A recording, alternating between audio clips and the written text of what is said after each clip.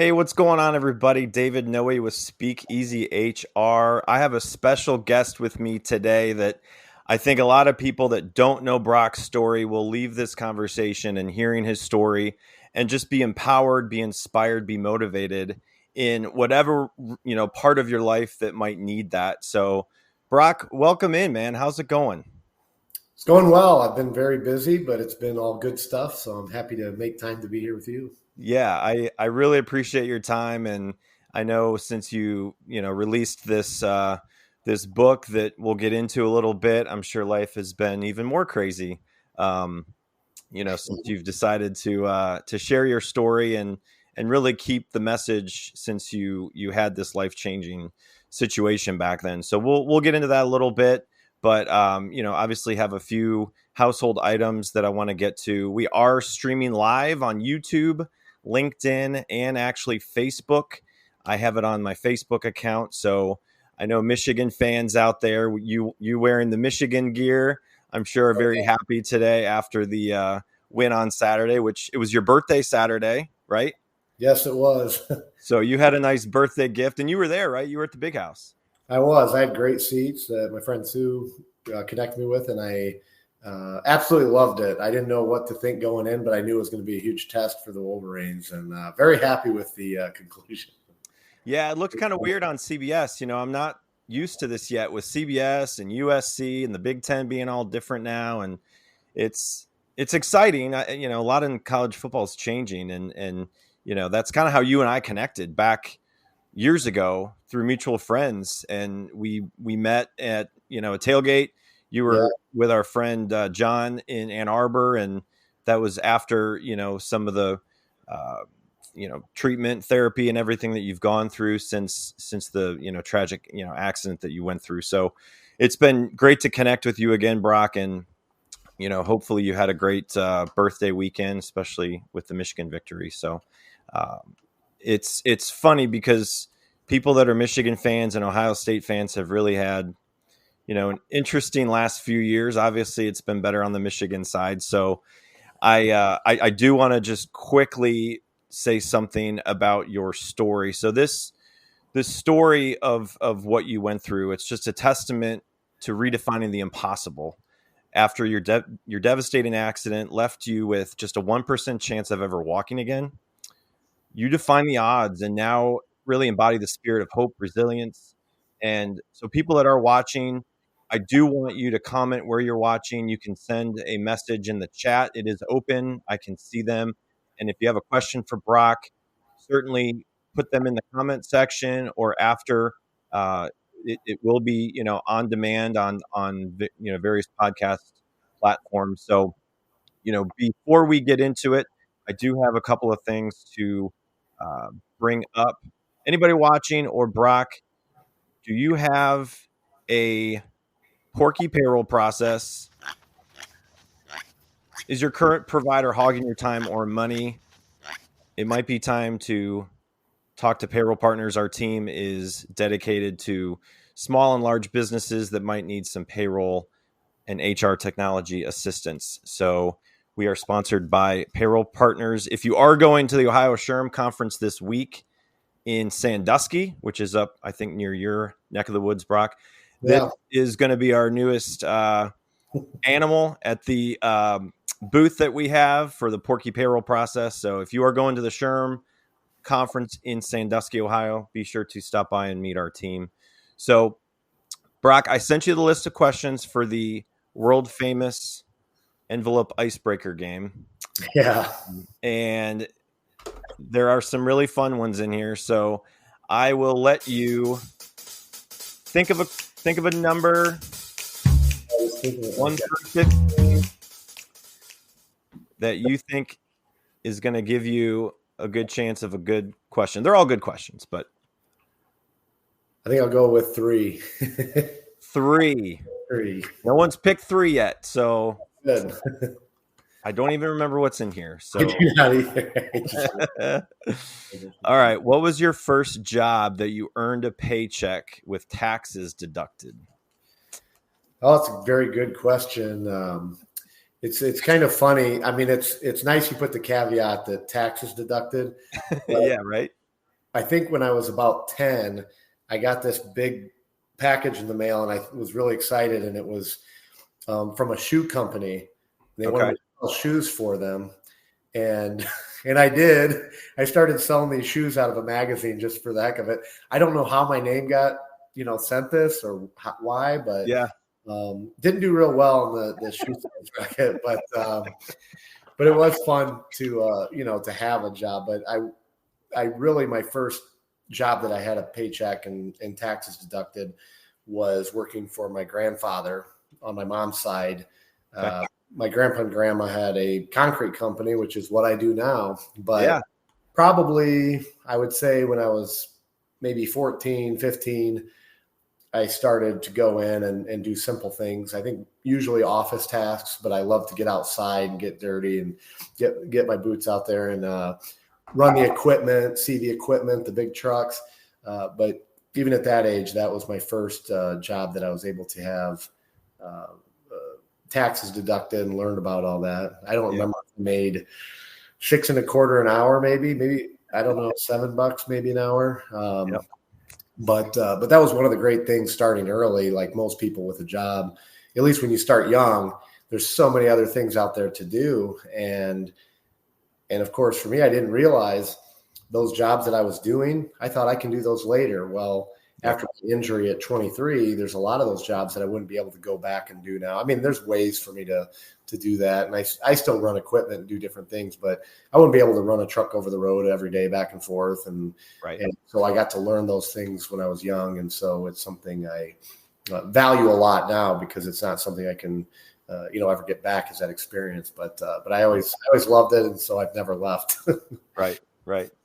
We do have the chat up and it is live. So Will from Ohio says, hello, Brock from Buckeye Nation. Looking forward to hearing your story. So there will probably be some Buckeye fans watching and listening to this. So welcome in, Will, and anybody else from Buckeye Nation.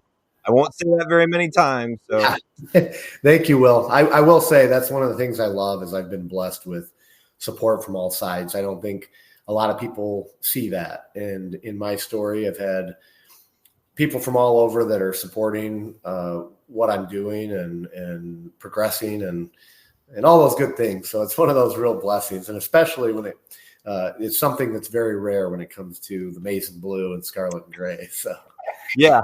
And let's get into that. Cause I think people that haven't heard your story, and like I said, this book, I read it, I got it as soon as I knew you were coming on as a guest a few weeks ago. And so we'll dive into this, but anybody watching this is a great read that dives into a whole lot. I knew about your story and your situation and where you've come since that, but this is just an incredible, for being your first book, it is incredible. Thank you. So, you're raised in Ohio, you're an Ohio State fan, your whole family's Ohio State, and your brother decided to play Michigan football. Yeah. So how did that happen? Because there's a reason that happened, right? Like as you talk about in the book, like take us back to that point when Elliot was talking about playing football in college and he's not, going to Ohio State. We actually started out at a school. I grew up in Stryker, Ohio, and we didn't have football, which now they actually do have a football program, but so I didn't grow up in it. I moved in high school to Wauseon. And when I moved to Wauseon, part of that, and not that we thought, oh, well, he's going to play college football, but Elliot really loved football. He wanted to play. And I will say, though, when he was in 5th grade and I was a sophomore in high school, he was about my size. So so when he started playing in football when he was younger, I always tried to convince him to just let me play one game because no one would know the difference. I'd be playing 5th graders, so I'd actually be good. But anyway, we moved. Elliot grew and grew, and he got better and better with football. And that's something I learned that I think a lot of people that haven't played football don't realize is when I jumped into it in high school, I didn't know any of the technique. I didn't know any of the plays. And so it was a challenge for me, even though I was a bigger guy in my class and strong guy and all those things, athletic. It was still a real challenge to be good at it, just jumping in and not knowing the technicalities of it. Elliot, he actually, he just grew and improved, and he spent more and more time in the game, and that's something else people don't realize. He didn't really have an off season, and he played basketball, but he didn't have an off season. He was always go. It was all about footwork and all those things, and so I went on to go to school at Ohio State after graduating. I spent a year at Otterbein in Westerville, Ohio. And Elliot, when he was I believe a sophomore, even, he started to get some letters and phone calls. I think Georgia Tech sent him a letter, and that was kind of like, wow, that's pretty cool. And I think one of the first schools to send him an offer was a MAC school. I want to say maybe Miami of Ohio, but when you got that offer to a MAC school, it's like, wow, like he is not just good in our league or good in, local community. Like he's being noticed. And so that was pretty cool. And he always told me that story of he got called down to the principal's office, which is usually not a good thing. Right. But he said that they told him, or maybe it was a note, and they said, hey, there's a coach from Michigan. And he was excited because he had gotten a call from Purdue. He had gotten a call from maybe even Penn State, but he got a call from Michigan, and he thought could be, Central Michigan, could be Eastern or Michigan State, or who is it? And of course it was University of Michigan. Yeah. Well, when it comes to football, even though there's that rivalry, there's Michigan and Ohio State that are these top tier schools. And so he ended up, talking to the coach, eventually ended up visiting Ann Arbor. And, the bar was set, a lot lower. The expectation was a lot lower for him to go look at Ann Arbor. And he just it just blew him away. He fell in love with it. And deep down, I really think in his heart, it just said, you're supposed to be here. And my dad got to go with him, and not an easy thing, but he did call me and told me that he was going to accept the offer to Michigan. And I was in my dorm room at Ohio State at the time. and I thought, wow, okay, like we're doing this. And I remember buying. Is this a joke or what? Yeah. Am I getting punked or what? And I remember buying some Michigan gear. I don't think I ever took it or wore it down to Ohio State, but I had Michigan gear, and I'm like, well, we're all in. This is what we're doing. And then that would have been just a few months before we had our accident in 2007 on Christmas Eve that stopped everything. Yeah. And I want you to share the details, because I'm sure you've had to explain them many times, more than you can think. And just reading the book and the details that go into that, I just, knowing somebody has gone through that, and then you explain, your brother getting you out of the vehicle and what actually happened to him. So just, I'll let you share what you want about that day, because that. So yeah, go ahead. In writing the book, a lot of it was like a journal. It was trying to put what I was feeling into words on a paper, and I think the publisher Story Builders did a great job of creating that, taking a person there. That's something I even struggle with speaking or doing a podcast is trying to go back to that place, and so the book, I think, does a much better. It's a better way of doing it, and for me, it also is something I've realized in speaking is if you don't take someone to that place, because I don't like going to that place. It's very tragic and sad. I have people cry all the time, and rightfully so, but you can't have that uplifting moment without knowing how challenging it was in the moment. And so, yeah, Christmas Eve, we were going back to church, and something you never expect, but they ran something as simple as they ran a stop sign, and in our vehicle that had my mom and dad. My dad was driving, and my brother Elliot, my younger brother, and his girlfriend Hollis, and my mom was in the back. They were in the back seat, and I didn't wake up for some period of time, and I hadn't realized at the time, but my dad was the only one in the car with me. But I had to learn a lot of the details afterwards. But my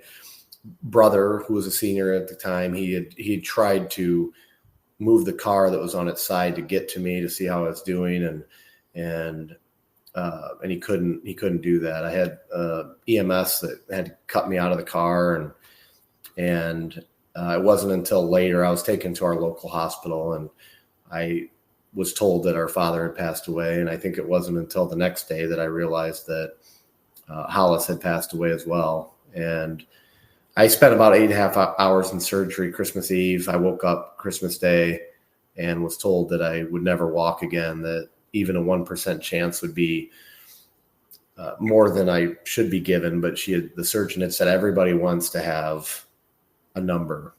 And so she just threw that out there. But needless to say, that was extremely discouraging. I spent the next 3.5 months in the hospital, and I also spent the next 3.5 months trying to deal with the loss that we were all feeling and trying to comprehend what had just happened, because it was so surreal. And like I said, something no one ever expects. And for that whole time, it really was this period of denial where I woke up in shock that these things had happened, because I really didn't think they had happened. Yeah, and then Rich Rodriguez, coach at Michigan, he's visiting you, and you sat there and talked to him, and he was talking about touching the banner coming out as the big tradition in Michigan is you come out and touch the banner.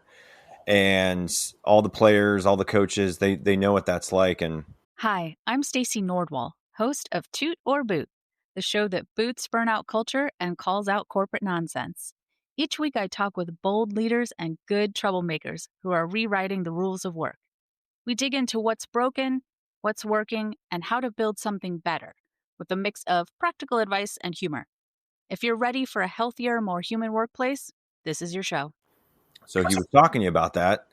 And is that when you really felt like, you know what, this is going to happen? Like, is that what really triggered all that, or what got I don't that think motivation? so. I mean, that was planting a seed for sure. He came on Super Bowl Sunday. I had forgotten that the Super Bowl was even on at the time. And I had just seen, they had just announced him as coach back in January, I think before the bowl game. And the Wolverines were playing, I think, the Florida Gators in the bowl game. And I saw he was all over TV, the biggest coaching hire. And he came in Super Bowl Sunday, and he did plant that seed. And I thought, wow, that would be really cool. And it was a real encouragement to me, but it didn't take long with all the negatives to start piling on. I think it was about a month after that I got to meet Elliott's strength coach, Mike Barwis, and that one really stands out to me. But even then, I didn't really think about, what that future, like, I mean, not at least seriously think about what that could be like, walking onto the field. But that really struck me, because he was adamant that we were going to do this. And I don't know that between him and Coach Rodriguez, I don't know that they had even talked about it or said, hey, I told him he could leave us on the field and you have to do it. I don't think that happened, but maybe. But Mike was adamant that we're going to just get you up and walking. I remember Coach Rodriguez says, you can join us on the field in a wheelchair, but he's like, but I think you'll be up out of that chair and walking on the field, but you're always welcome. Like, it didn't matter, what accomplishments I had after this moment. It was just, I'm going to do this. But with Mike, I was very, very like excited, because it was, we'll get you up and walking, no problem, which is not an easy thing to say to anybody that's like, hey, you're going to be, professional player someday, or you're going to be a doctor or whatever. It's not easy to just say it's going to happen, and I'm going to help you get there no matter what. And that's what Mike was. And that really stuck in my mind. And I feel like it was these building blocks they gave me towards this vision of what was going to happen. But it was probably, it was over, well, maybe it was about a year. It was at least a year later that I really even started to believe, that could be possible. Yeah. So Mike Barwitz is the strength and conditioning coach at Michigan at the time. And you go up there and you start working with him. And it wasn't something that he was familiar with based on your situation and trying to teach somebody how to walk again. And he obviously has been very good at his job in the past where he was, and he's still doing that kind of work. Right. But you know, he worked with you for how long overall? I mean, was that the main person that you worked with? Yeah, absolutely. It was about a year and a half of physical therapy, inpatient, then outpatient. And then, but I would see Mike intermittently every few months. I'd go visit Elliot. I liked being in the facility. I liked the positivity and the energy, obviously. But probably spent a good, year and a half just visiting, kind of just chatting with him. I dipped my toe in the water a couple times. Like he'd say, "Hey, let me just see how your legs are moving." He'd move my legs, and he'd have me do different tasks. I mean, sometimes even get me down on the floor and crawl, try to be in a crawl position and things. And anyway, he made me more and more excited because I felt like anything he asked me to do, I couldn't do for him, except I could twitch my legs. I had some muscles twitching. I had a little bit of movement, but it was a grueling task just to twitch the muscle and just be focused, like everybody be quiet. Yeah. And then it would twitch. You see that, and eventually, in a year's time, I got to where I could kick my leg about halfway out. But I would have to lift it with my arms. I'd have to lift up so my leg was off the ground and my leg was just hanging, but freely. And but I had that, and I finally chatted with Mike about, because it was one of those things: are you being serious or just being polite? I guess it's something people say, because I didn't know Mike that well, and the team didn't really either. He just gotten there, but anyways, after that first season and about a year of workouts, he just told me that I told him this was the hardest thing I've ever done is doing physical therapy, and he said, "Well, it's real simple." He's like, "You just have to do like more work. You have to work harder." And I'm like, "Oh, well, that's easy. I didn't think of that." Yeah. But we did, and he said that all I had to do was commit, and I said, "Okay, I want to do this." And I went back. I finished my degree at Ohio State during that time, and so I had this. And I've told people that I had this transitionary period, and the book talks about that at the end of the book, like all of these dominoes lined up this way, and then and you look at that and you say, well, you can't have that many coincidences in a row, and it just seems like it was part of this bigger plan that's bigger than me or any of us. And I remember I told Mike I talk about that in the book as well.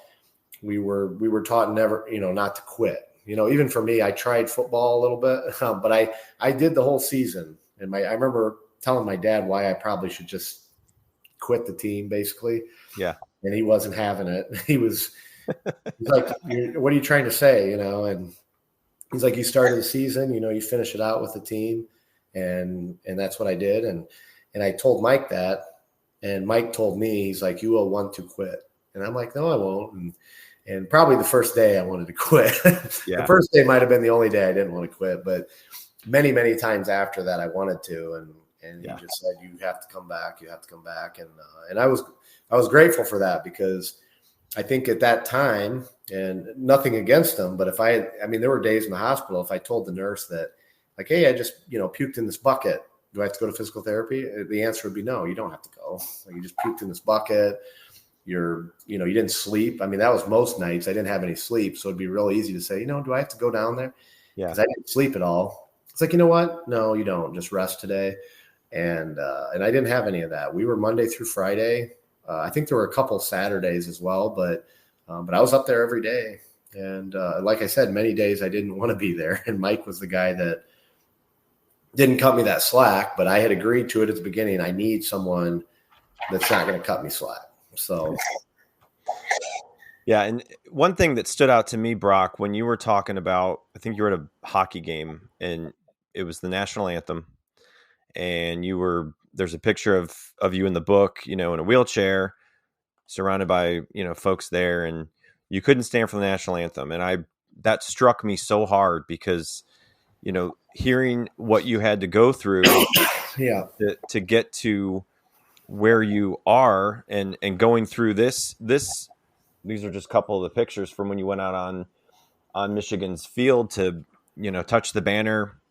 And I remember seeing that on Big Ten Network, and I was like, oh my gosh, like that's incredible, because they were telling, everyone about the story and your situation, but Yeah. not being able to stand for the national anthem, and you just didn't have the ability to. You wanted to, Yeah, and it hit then me hard. That was the first excursion out of the hospital. It was like a prison break, like, oh, get out of here. yeah, And I remember just, I think I even talked about that with Rob, who was the recreational therapist, that, get out there and just enjoy watching hockey and seeing people again. I had a lot of people come to see me, but being out in public's a little different. But yep, getting out there again was a huge step. And I had great seats at Yost, which I had never been to, but it was unbelievable. I'd heard stories, and we were right on the corner of the glass, so everyone's coming crashing down in that corner.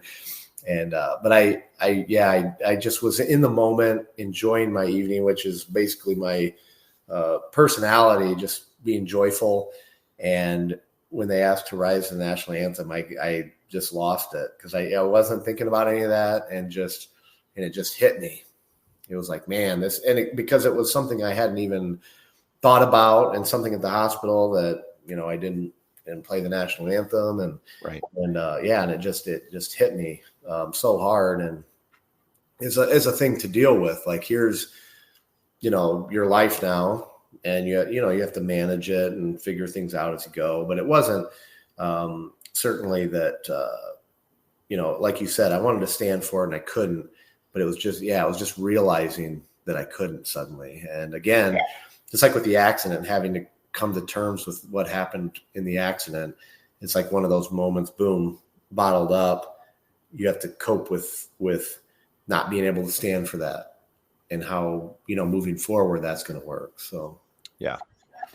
And you were talking about meeting Dean Cain, the actor for Superman, the day that you went and touched the banner. And what was that like? I mean, having actual Superman, being there. I mean, what was that like? Very cool. I think my sister-in-law spotted him, and in that moment, I was just really proud of everything we had done. But you're never going to have your confidence any higher than that, getting 113,000 people clapping for you and cheering, and I said, hey, let's go get a picture with him, because at least now, I just, you go out, you see someone, you don't just go out and approach them and say, hey, can I get bothered all the time probably. But we did. And I mean, he was nice as can be. And that's one of the great moments I love in the book. So you have to check it out with conversation we had. But I mean, couldn't be nicer. Yeah. And I just thought, how incredible is it that you have the guy that took up the mantle after Christopher Reeve for Superman at the game that day, and just happenstance. I don't think he's in particular. He is, I think, was born in Detroit, but I don't know any other connection. I think that was his first game that he had attended, but pretty awesome to, again, have that kind of a little moment to share, and kind of cherry on top of a spectacular day. Yeah, it's great. I mean, the details you put into the book, and just the perspectives of everybody that have been around you since then. And like you said, perspectives that you didn't really even know, because they all kind of went through this situation a little different. So fast forwarding to now, and, the reason for writing the book, was that something that one day it just clicked, like, hey, I've been doing these, motivational speeches to various groups of people. 2016, you went to the Republican campaign and the convention, which I'm sure is one of the highlights, since this is, all happened. But, what got you to write the book? Was it something early on, or was it over time? No, it was pretty early on that I started. Like I said, a lot of it was journaling, and I'm putting my thoughts onto paper. Yeah. But really, it was those powerful moments, walking on the field, of course, being the peak of those. I really, I wanted our story to get out there, and obviously that's why I go share it so much. And Big Ten Network did an amazing piece that's on YouTube. ESPN E60, they did an amazing piece. I mean, they really, to me, do the story justice. I wouldn't want to do something and have it be, not what it should be. And with the book, I struggled for a while. I mean, I had written 400 and some pages. The book is about 210. But I figured it'd be a lot easier to take stuff out than it would be to add later and try to remember those things. And but I've had a lot of it done for the last, I don't know, 4 or 5 years. But finally got connected with a publisher that made sense to me, and working with them as we went through that process, I realized, like, this is what I want the book to be. And the real reason I wrote the book is that just so many people had asked me about a book. And again, I realized, it's a different format, but I think it is a unique format in that it allows that person to, at their own pace, absorb that and really go to a place that I try to take them to when I speak. But I think when people read, it's different. It takes you to the place you may need to go. As you said, I wrote the book hoping that people would relate to different elements of my story and hopefully benefit, hopefully be motivated, even with things that they may not relate to outside of dealing with life's challenges. Hopefully that's what people get out of the book. But I think they're able to draw those things out better in that format, where they hear things they need to hear and things they need to see stand out more to them. And that's what's been encouraging. The feedback I've gotten from the book and what it's meant to other people has made it worthwhile, because I will say, wasn't easy even having that publisher that helped me edit the book and design and do the more technical parts of it. It wasn't easy to get it finished, but the last year, really, we've been working on it. And I think I got really started into it in November of last year, but we got done about June. I think it was pretty much finished. I had my first, that was really cool, is getting the not for real resale copy that I put my little notes in. It was my first prototype, but it's where I got to feel this book and I got to actually, it's a real looking thing. And has even the UPC on it. It's like, this is a real deal. And anyways, that having that, it was like, again, this, I've noticed these moments. It's like you're trying to complete these goals and check these things off your checklist. And a lot of things that jump out in my mind, even walking on the field, is what does it mean? It's not, you don't do things just to cross them off the list. Like, what does, and the book talks about that. What does getting to that goal really mean? If you really think about it, even when it comes to work, you're not really trying to, complete your HR files just because you're completing your HR file. What does that mean? That means, that somebody gets the benefits they need. That means that some family is going to, have an easier life because you did your job the right way. And I talk about that a lot in the book in terms of, again, these goals, we pour concrete. We don't pour concrete so that we pour concrete. We pour concrete because there's going to be a family that parks their cars on that concrete, and we pour the footers so that their home has a foundation and they're going to grow a loving family in it. But we don't think about those next level things, I think, or at least not naturally. It's something you have to be intentional about. Yeah. And that's what I look at with the book is I don't think about, and that's something that even the marketing Josiah, he told me is, don't think about the book as, hey, look, it's me, it's Brock. I'm on the cover. Look at me. Because I hate that. I don't like that at all, being in the spotlight. And I find myself in it a lot more than I like. But he's like, think about the person you spoke to. And I've had those stories are in the book as well. And I think I was so afraid to speak in front of this crowd, in front of these people, which most people are. But I just think, it would be really, really sad if I was going to take away from an 8th grader that feeling of you can accomplish anything. Like, I'm going to take, he doesn't have it yet, but I'm taking it from him preemptively because I'm afraid to speak in front of a crowd. And with the book, it's like, I'm working full time. Then I come home and work on the book, and I bounce back and forth with the editor and have meetings, once or twice a week. But I'm going to rob that person that needs to read that book, that needs to feel like there's still hope in the face of overwhelming odds. I'm like, I can't steal that. I wouldn't steal it. If they had that feeling, I wouldn't walk up and snatch it from them. So Yeah. I need to go through these challenges, to get to that point where they have that. I want to be able to give that to them. So that really encouraged me every day to get this book done. Yeah. There was one story in here. I even wrote it down, page 182. You were talking about some lady came up and bought your dinner, and she was explaining her son and just having some depression issues, and grades were not, where she wanted them at school, and just really struggling. And you went and spoke to the school or whatever it was that he was at, and like completely changed him. And she was just so appreciative of that, and that he's a better student, better grades.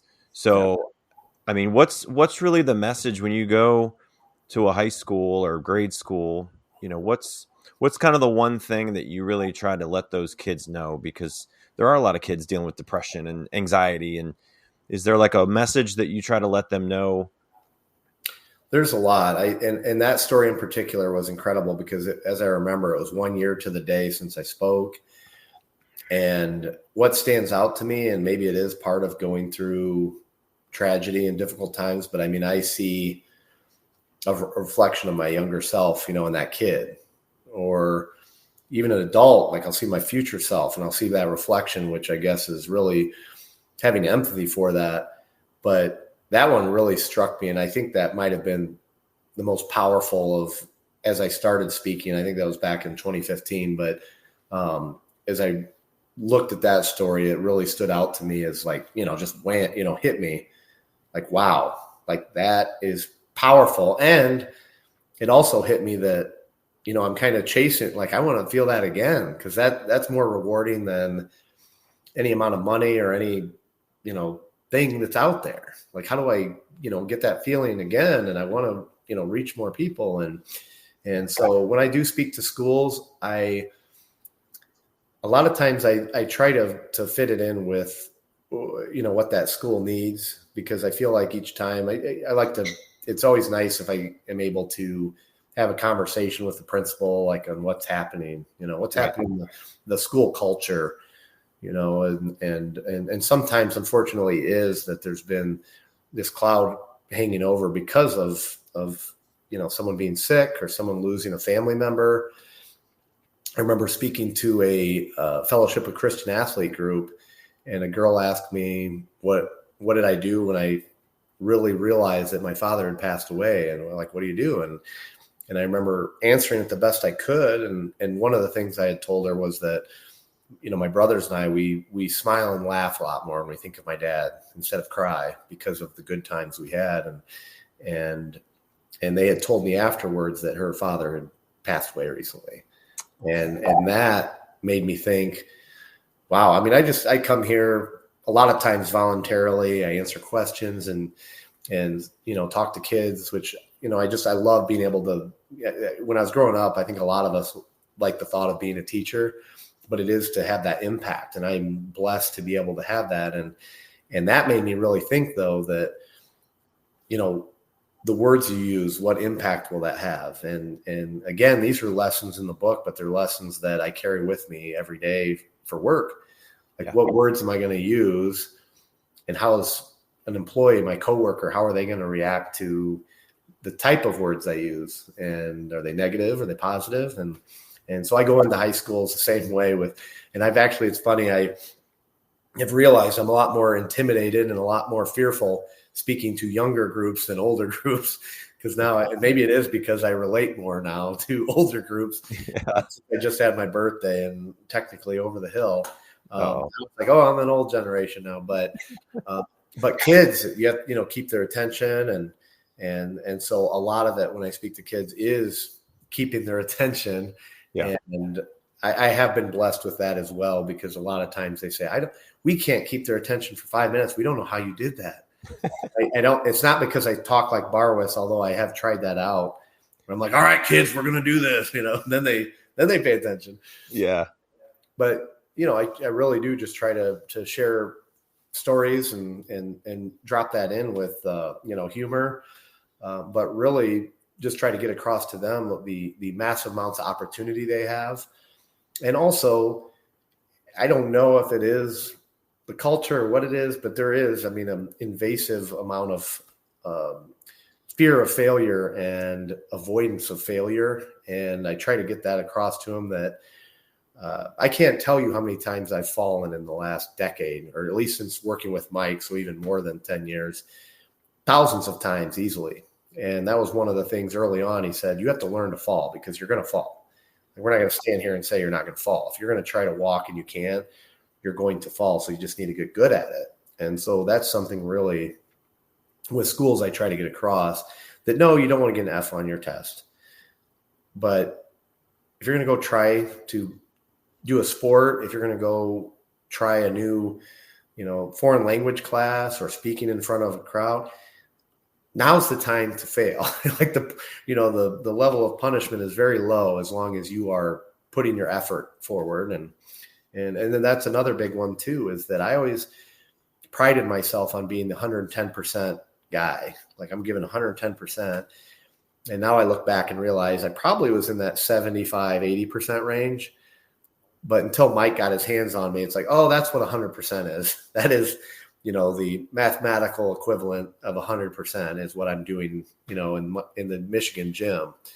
And that was, again, something I try to get across to kids. Like now's the time your 100% is a lot bigger, as you get older, your energy changes and all that. But, give 100% now. And if it's 100% towards something you fail at, then great. You either love it or it's not worth it. Whatever you learn, and then you move on, which it's a constant learning process. But anyway, it's been a blessing to be able to tell kids that you can do it, and again, for me to do something that's impossible, well, you get hit every day with things that are impossible, like passing, advanced algebra, whatever it is. Yep. You have those things come at you every day, and they can be done, but it's effort, it's time, and hopefully, we just have more young people that are wanting to do that. So that's what I try to get across to them. Yeah. Was there any outside of speaking engagements and things like that you've done? Are there any other events that you've gone to that just really stick out to you that you're like, I can't believe I'm here? Places that you never thought you'd be. The RNC was one that obviously, but it was one of those things now that I go with it. Because I think a lot of times people just say no for another person. Maybe they don't ask somebody. I'm not. That's too big of an ask. I'm not even going to ask. I'll just pretend they said no instead of getting a no. And so I've learned to ask the questions and just see, I guess. And I've had so many of those. Now with my friends, a lot of times here and there is, I ask about bucket lists, like, what do you got to, what do you want to do? And I'm like, I don't even have a bucket list because all the stuff that I've done, I never would have put on a bucket list because it's too unbelievable to have done. Probably one of my favorites was working out with Barwis in Plymouth, Michigan. I don't know I think it was maybe when they were doing the changeover from the Joe to Little Caesars Arena. Okay. We were working out at the gym there for a while, and I was walking, and the whole team's there. But Mike is like, Henrik Zetterberg is right over your back shoulder. Like, do not fall. Uh-oh. Whatever you do not fall, because that'll be really embarrassing if you do that. And and I mean, that was just a crazy moment. And then their strength coach, Peter, he came over as I was working out, said, hey, Mike told me your story. I mean, just incredible. And he said, is there any way you could just, one of the days we're working out here, just 2-3 minutes, just talk to the team and give them some inspiration. And I'm like, I'm trying to work out. Can you leave me alone for 5 minutes? No. I told him that I was like, sure, you know what? I'll do you a favor. Why not? And I mean, I was just amazed that I did. It wasn't the entirety of the team, but most of the players were there. And I just got to share a brief amount of my story and what Mike has done for me. And on top of that, I got to become good friends with Mike Babcock, the coach of the Red Wings at the time, and gold medal winner right around that time with the Olympic team. And I just go with the flow. Like, yeah, I mean, I took a call from Coach Babcock once and put it on speaker, and everyone in the car, I think we were just driving here in Wasion, and the driver like pulled in a parking lot and stopped and turned around like, what is this? And, I just had to laugh at that. Like, yeah, I don't know. This weird things just happen. But I've traveled all over the U.S. I've been up in Canada twice, Vancouver for the same company, Vancouver and Edmonton. And they wanted me to come speak. And I'm like, sure, I'll come speak. No problem. And then when it happens, I'm flying up to Edmonton and I'm like, I'm really just doing this. And it's amazing to me. I'm very blessed. I'm very blessed with moments. Yeah. So Beyond 1%, Unleashing Your Potential Against All Odds is out. You can find it on Amazon. You can Google and YouTube Brock's story to hear more about it. And you were up a couple weeks ago, right? Talking to the Michigan football team. And it was another one of those moments. National champion, Michigan. Right. So what was that like going to Coach Moore and the whole staff there? And probably very cool. I got to sit in on a team meeting, and I know I've seen on Big Ten Network, and they're sitting in those bleacher seats. Yeah. And they're watching tape and actually it was cool. The offensive line had to go up and, introduce themselves as a way for them to get to know their teammates better, but they'd introduce themselves and give like 3 different facts about them. And I thought that was cool since my brother's an offensive lineman. They had that. And I got to get up and talk 15, 20 minutes really. And it was pretty cool. I was actually surprised how emotional I got because I hadn't been back in the facility. It has changed a lot. And I can confidently say if I was working out there again, I would never leave. I would just 24/7. Back when I worked out, I would drive home and sleep and then come back. But I probably would never leave between the bowling alley and the golf simulator. And yeah, you can get your hair cut. You can probably eat whatever you want. Yeah, barbershop, bowling alley. There. There's no reason to leave. And the weight room is huge. It used to be, I don't know how many square feet. I don't know if it's 2,000, but I mean, it's like 20,000 square feet now. It's just massive and beautiful facility. Yeah. But it made me so emotional because I lived there and I didn't really know what I was going to tell the team, but I ended up talking a lot about, what the university has done for me, what the staff had done for me, and really just the institution of the football program, what it had done for me. And really, I told the team that there's all kind, especially right now, it's crazy, but there's lots of great programs and facilities and all these different things. And Michigan is special. And as I said earlier, all these different pieces that had to be in place. I mean, Mike Barwas being there was obviously the biggest of those pieces. Right. If those things didn't happen, I wouldn't be where I am. And that obviously my story is what made it special, but there's so many other special moments that have come from players that to me, they wouldn't have had that necessarily. They always have these what ifs, this player went to that place or what.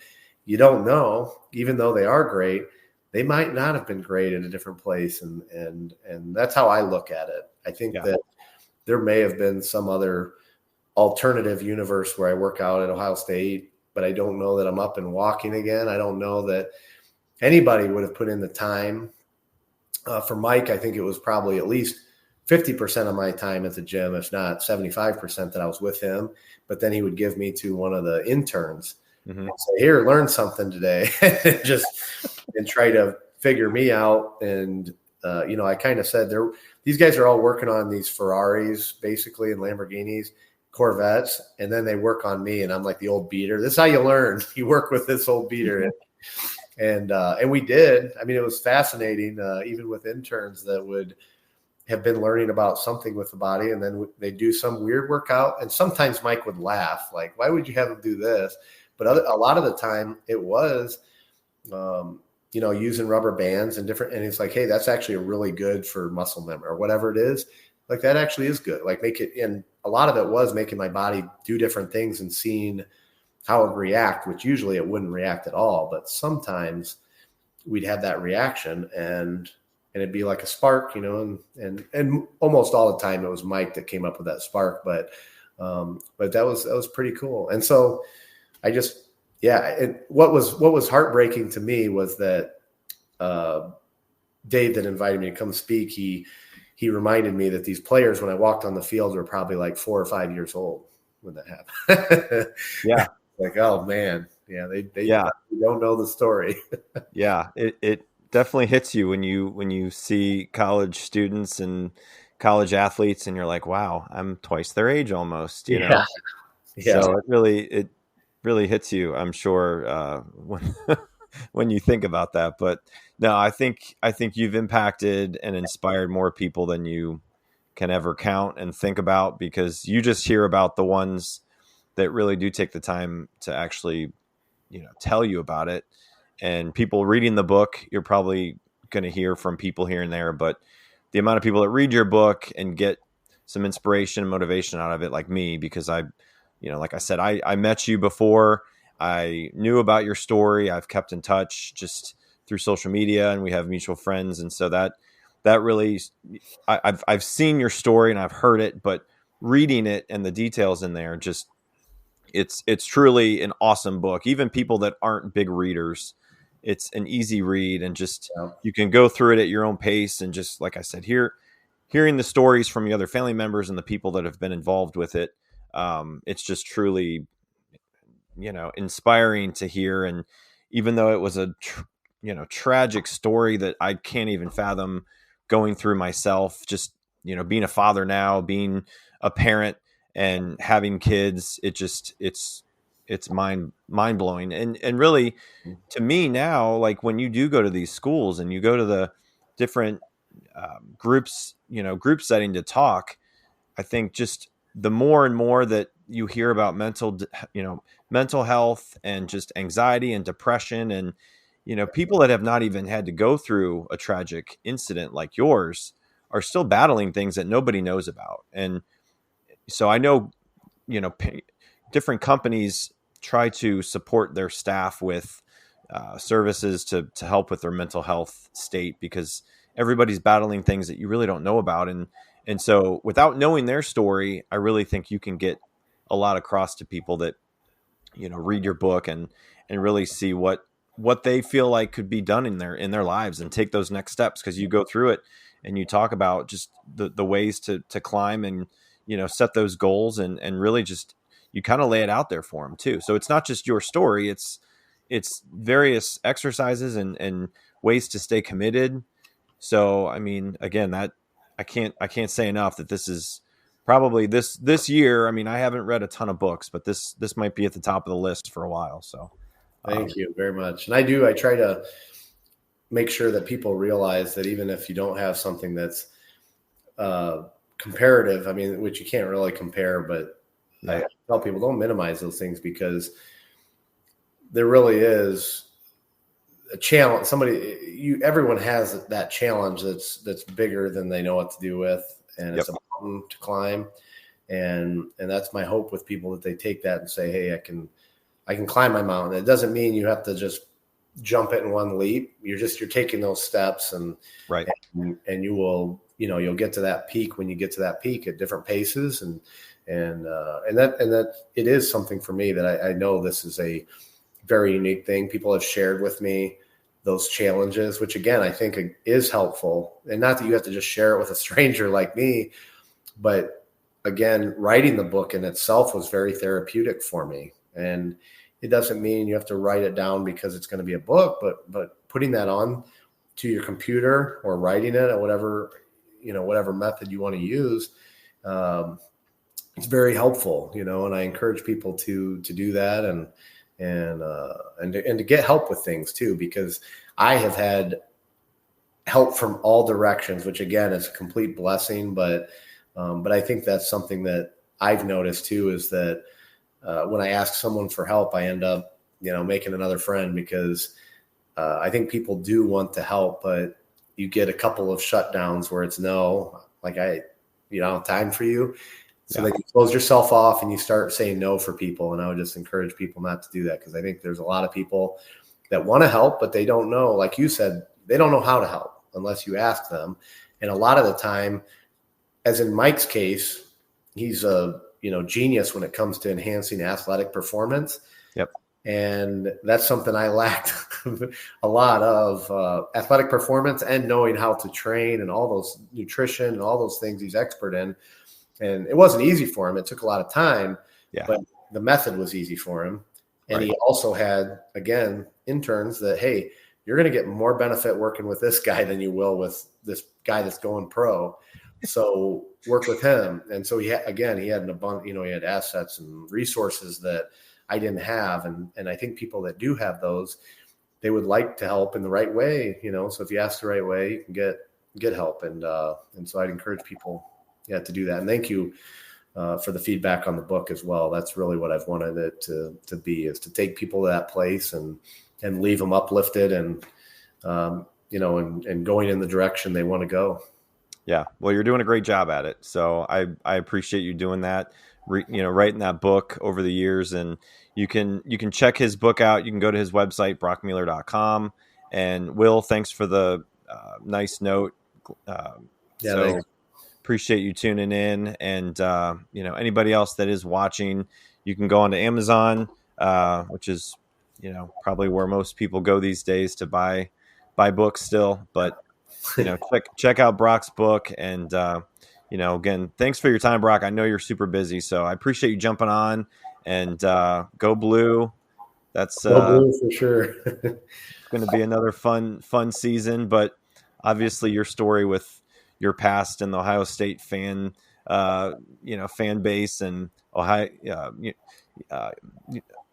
Michigan, Ohio State. It's very unique, and you don't see that too much. So, well, thanks again for your time, Brock. Thanks everybody for watching, and we will talk to you all soon. Brock, again, thanks a lot. Have a great day, and we'll see you soon, bud. Yeah, you too. Thanks everybody. Thanks for having me on, David. All right. Take care.